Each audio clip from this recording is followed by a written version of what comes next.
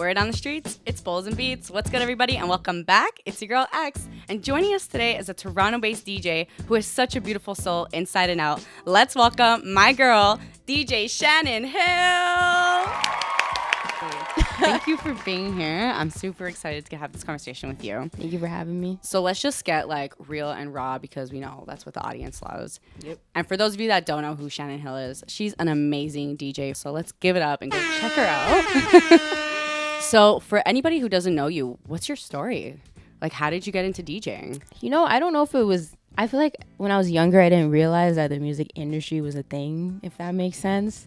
I just liked music I used to compose songs for my school band. So I used to write scores.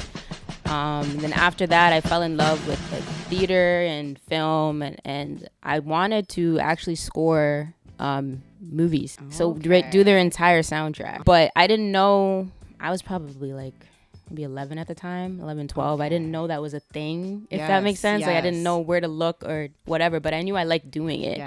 And music is just something that I've carried with me my whole life up until now. And obviously forever. And I like that you mentioned when you were young, you already kind of had this feeling that you liked music, but you didn't know like how to get into it. That's a case with a lot of people who are into arts, because like arts aren't really focused on in school. You know, we're focusing on other things, and the artistic kids are kind of left behind. We're like, okay. Yeah, my favorite classes were definitely music and visual arts and dramatic arts. So those were and lunch. Yes, but like the school system doesn't really push careers when it comes to art. It's just like a fun thing, a side hobby, your extracurricular class. Yeah, literally. Like, why does it have to be an extracurricular? I'm in this shit for life. And you know what? I mean, the pandemic sucked, but one thing we can all like agree on is that we were able to focus on what we like.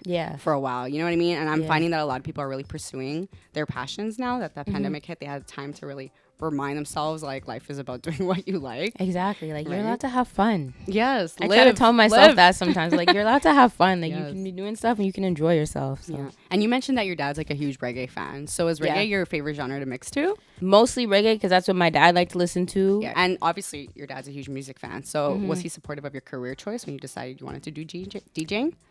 They didn't. My parents are super old school. But so they didn't necessarily see that as a career path. Yeah. Oh god. They're just like, oh, music. They liked hearing the music, so that was a vibe. But no, I don't think they took in like how serious I was until I told them that I was performing at Rolling Loud. I don't think they took in that like I've been putting in the work. Like I want to do this. I want to do this. And they're very supportive now. And I love that you brought that up because I was going to ask you about that. How was that experience? That was phenomenal. I was in the crowd and it was amazing. I can imagine from your point of view. It was so dope. It was amazing. It was a dream come true, literally. Beginning of 2022, I wrote myself like a vision board, made a vision board. And I had Rolling Loud at the top. Oh shit. But it was more so like almost like a 3 to 5 year plan type of vision board and mood board like that I created. And it was just crazy that I got a call like on a random day in April. It was from Tara. And shout out Tara Lord. Tara Lord, she's an amazing artist. Y'all need to check her out. She called, she's like, yo, guess who's performing at Rolling Loud? I'm like, dope. I'm like, this is huge. I was so excited for her. I was so amped. And then she's like, yo, do you want to be my DJ?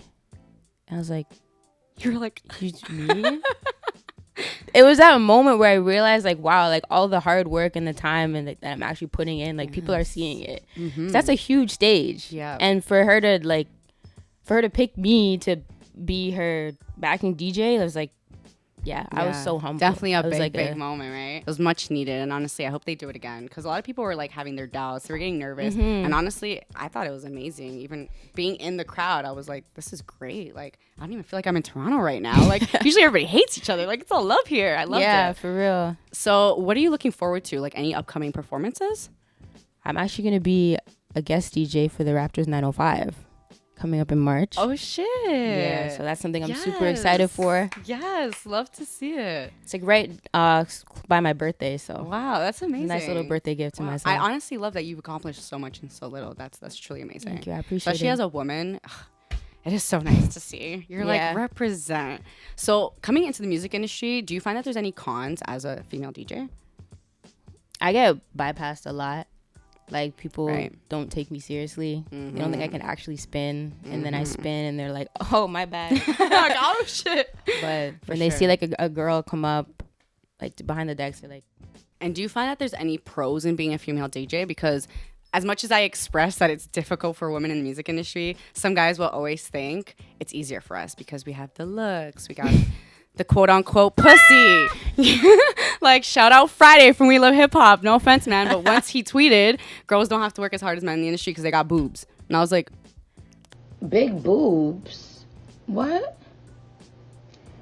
Child. Anyway, so... That's why we got to work harder. No, Because we got boobs. That's why we have to work harder. Because we are women, Yeah. I will say, though, my experience sometimes is slightly different just because of how I dress, like on my outward appearance. But I personally wouldn't say it's any easier, at least for me, from my experience. Like, it hasn't been any easier just because I am a woman. I mean, exactly. Like, I get put on events if it's about women. So, right. You know, but which is pretty rare anyways. Exactly. I haven't had like an experience where it's like, yeah, I can say like I got through this easier just because I am a woman. Yes. And I like that you brought up the fact that your appearance, like, you don't even present yourself in that way. Yeah. But yeah, it's still hard on you because we have people like Missy Elliott. She was not a sexualized object. Yeah, people still made it hard for her. Like, she had to prove herself so hard. And even your sexuality, like, do you find that people are kind of dismissive about that as well? How so? Like, if guys find out like they can't smash because you're not interested, or they kind of God, right? Guys, they still try, and I'm like, yo, like, it's kind of like you. Oh, not those ones. You. Like, I'm not into you. I'm sorry, but don't do it. They do still try, and I've had experiences where guys do still try. Wow. But I just gotta put my foot down and say like, no, that's not cool. Like, yeah, absolutely. I'm not interested. I just want to work. I'm here to spin my set, go. Yeah, we definitely need more like safe environments for women. Yeah, like even for someone in your position, like you're literally not interested in men, they're still bothering you. It's like, what the fuck? And obviously we have that stigma where it's like people like Paris Hilton or what's her name, Lindsay Lohan, they were like fake DJing. They were like just putting the song on play, and like we get that stigma a lot too. So what do you think about all those fake DJs? And how can you tell the difference? I think it's just funny when I see it live, because like I see videos all the time online on people fake DJing, and then I see it live. I remember I went to this event one time and someone was spinning. I ended up in the booth and it was a mix. No. And her hands didn't match what was happening. Do the hokey pokey and turn your big ass around and get the fuck back to your fucking seat. I've had even DJ T Jr. tell me that she's done like whole sets for people and she'll sell it to them and they'll like pretend it's their set. Wow, that's crazy. Yeah, right? Like it really is a thing, and it doesn't add to, the stigma towards women, because then it's like, oh, she doesn't know what she's doing. And that's how you get bypassed. It's insane. So you're self-taught. Yes. Yes. Okay. Can we like just emphasize on that? Because people always think like you need like a crazy background, you need like crazy money, and you can really do it yourself. Yeah, it's YouTube. So you really just need that drive, and it shows in you clearly. I just got some help with from DJ Grouch. Shout out DJ Grouch. Yeah. He was my teacher too. Oh, sick. Really? Yeah. Oh, shit. I went to Travis. Damn. Yeah, he's amazing. I had the opportunity to be a mentee through the Remix Project, and just being able to actually get my hands on vinyls, and it was crazy. Like he's amazing. That's awesome. Yeah. And clearly practice makes perfect. You've grown so much. So if you can go back to when you first started DJing, what would you tell yourself? Patience. Patience. I'm someone that gets so frustrated if I don't get something right away. And it's like, I know that's not how life works, but I still get frustrated. Yeah. So definitely patience. Patience for sure. I tell myself that still every day because I'm not where I want to be, but it's like, I know patience, consistency, I'll get there. Absolutely. And what do you think the music industry is lacking in Canada? I would say support of each other, support of our own music, and playing our own music. One thing I'm really big on is playing local artists from the city. Like I love putting artists from the city, from Saga, wherever that's where I'm from. Shout out Saga. And any of my sets, just so we can hear ourselves, because we don't realize how much talent we actually have, except for like, the big dogs that are mainstream now. But like we have so much underground people who are making noise, and they just need to be heard. Yeah, and I love that you said, you know, Toronto, well, not even Toronto, Canada is lacking support, because it's true. Yeah. Like, ever since I started this podcast and I've discovered all these talented people, I'm like, what have we been sleeping on this whole time? Yeah. Like, now I'll find my playlist like with a bunch of people who are local, and I'm like, wow, like we don't have this exposure, right? It's so I'm good like, to let me see. be that person. Like, people need a platform, let me give it to them, right? See, I'm telling you, I have the mind of a master. I have the mind of a mastermind. What's that? I don't know, but you know, I'm so creative like that. What's your creative process like? I know you're a cannabis consumer, so would you say cannabis kind of helps with your creative process? Oh, for sure. I feel like because it helps me get into that flow state a lot faster, where it's like I'm in my own zone. Yeah. But yeah, it definitely helps with that. Yeah, and for people that don't know, cannabis and music literally do go hand in hand, and they have for years. Like, we're going back to like 1940. Louis Armstrong, like, he was smoking so much weed, and obviously that showed through his music. Like, he was crushing it. All the jazz players were smoking that weed. Like, that's where it started, right? You just hear things differently too. Literally, and it enhances, you know, your listening skills, your creativity. Like, it makes sense. So what's a stigma that you kind of want to get rid of within the cannabis community? Definitely the fact that it makes you a bad person, because like, everything aside, I feel like that's the main stigma, where people are like, oh, you smoke weed, oh, you're bad, or you're trashy, or like, you know, or you're just a druggie. But it's like, come on now, like, people use cannabis for different reasons, right? Absolutely. For me, I use it for medicinal purposes, for recreational too, but of course, definitely medicinal purposes. I like to meditate while high too.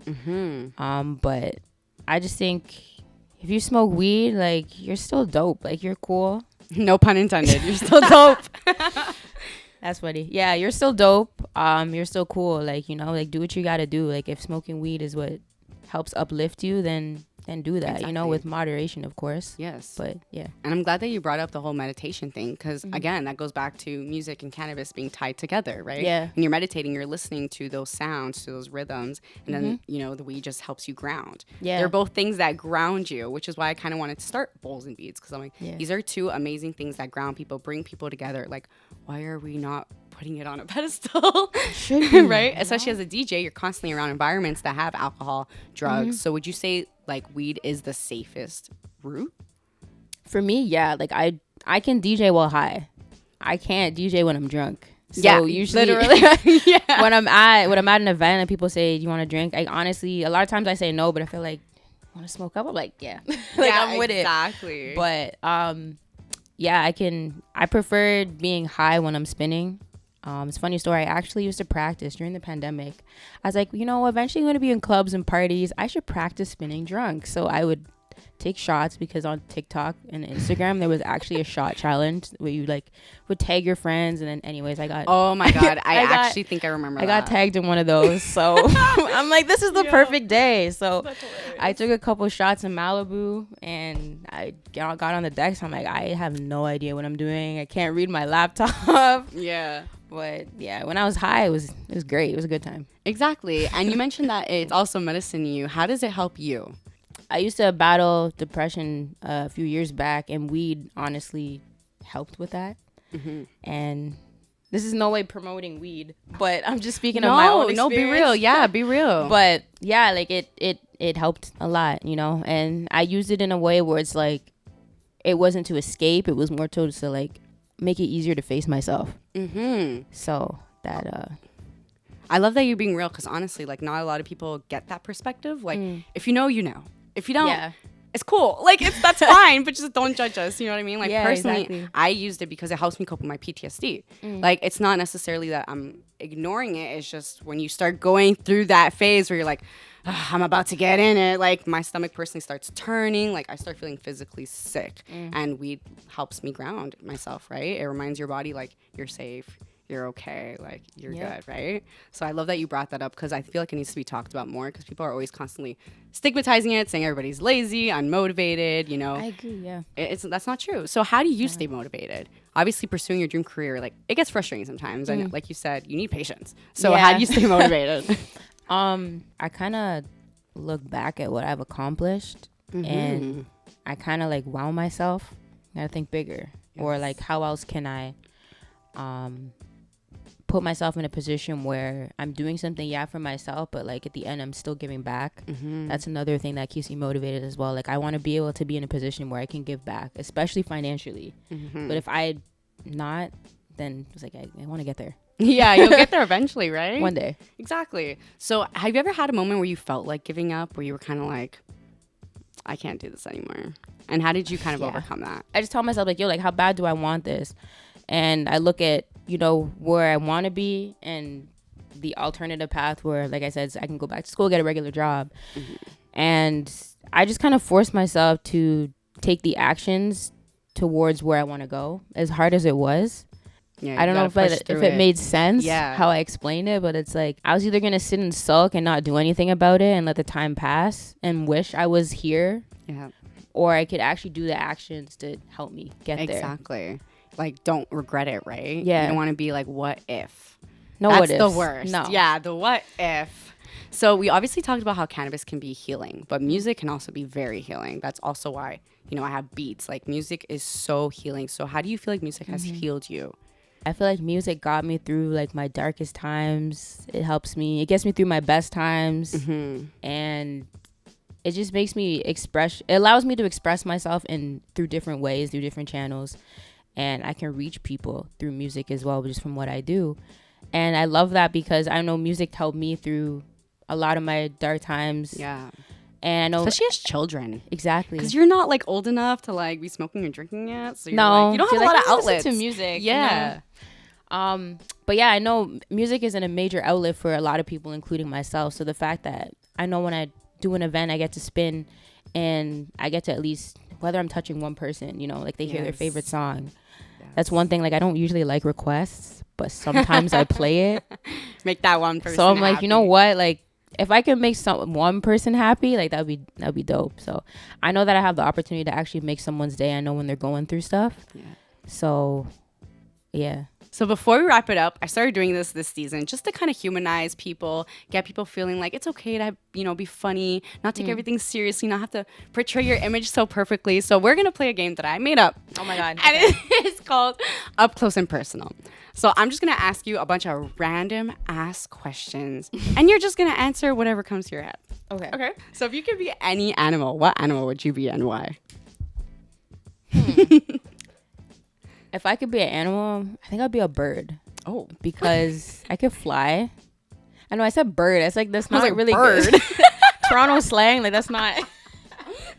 But hear me out. I can fly above everything. Can fly, see below me, and then there's really no one above me. So like. Good point. What's your favorite food? Tacos. A lot. I love tacos, but like I'm starting to like love them a lot more. Oh, I love tacos. So good. Soft shell tacos. So if you wrote a book about your life, what would the title be? Enjoy the vibes. I like that. I would read that shit so fast. And if you could give yourself advice, your younger self, what would it be? Be authentic with yourself. And always make sure the voice inside your head is on your side. I like that one. Because I ignore that voice a lot. And I always end up fucking myself over. Yeah, always make sure that's on your side. So who is your first celebrity crush? Ooh, Lil Romeo or Chris Brown? Why do I feel like everybody's this Chris One Brown? of them? If you were not a DJ, what would you be doing? Producing. Oh, I mean, pretty close. I mean, right? I'm about to be a producer, but if you only had one more day to live, how would you spend it? With those that I love playing music. That's cute. Yeah. And eating tacos. Yes. Eating tacos. Describe yourself in one word. Resilient. Oh, I like that. Yes. Coffee or tea? Tea. Oh. Yeah. Oh, I did not expect that. Tea, okay, tea. herbalist. And last but not least, bowls or beats? Both. Right answer. So before we wrap it up, can you just let our audience know where they can find you on social media and what to look forward to? Tell them what you got, girl. So you can find me on my socials at Shannyn.Hill. That's SHANNYN.Hill. Yes. And you could also find me on Soul Flower Fest, SOL Flower Fest. Yes. That's a showcase that me and Tara actually put on. Yes. Before we end the show, let's talk about that for a bit. So Soulflower Fest is an event you put together for artists in Toronto? Yeah. It's a platform for artists to come together, BIPOC and LGBTQ artists to Amazing. So anybody who wants to be part of the show, can they reach out to you to like perform, or how can they be a they part can. of it? We're actually looking for artists now because we're planning our next show. Ooh. Our last one was dope at the Drake Underground. Shout out to everyone who was there. But yeah, we're looking for submissions right now for artists. Nice. We're looking to expand the genres. So if we do pop, we haven't really had too much pop yet. So looking for pop artists, any singers, but honestly, anybody. Yes. You can contact us at Soulflowerfest on Instagram or email contact@soulflowerfest.com. Yes. Yeah. So thank you guys so much for watching. And if you haven't checked her out, go check her out on all social media platforms. Okay, she is so talented, so amazing, inside out. Let's give it up for her one more time, everybody. Woo! Thank you so much for being here, Shannyn. It was so nice to meet you, and we will do this again. Word on the streets is Bowlznbeatz. Beats.